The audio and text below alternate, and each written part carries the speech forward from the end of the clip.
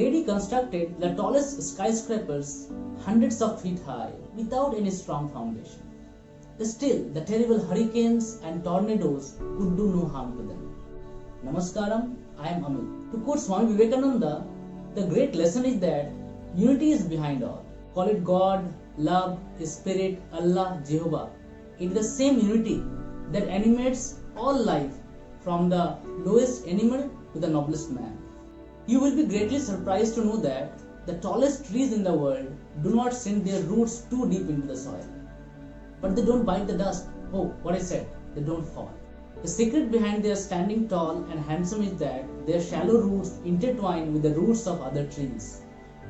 They literally hold each other up.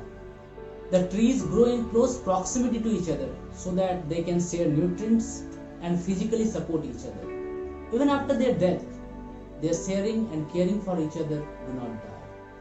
No jealousy, no envy or hatred. They know it quite well that they can grow well only when they support each other and take care of each other. Beneath the surface, their roots look like one massive system. Now let me connect you to the story that I told you in the beginning.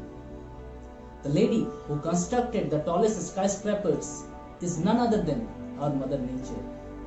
And the skyscrapers are the giant redwood trees of California. It seems that these trees want to give us a crucial message, that is, come and break the shackles of caste, creed, complexion, gender, community, and religion. Be human and celebrate humanity. Signing off, thank you.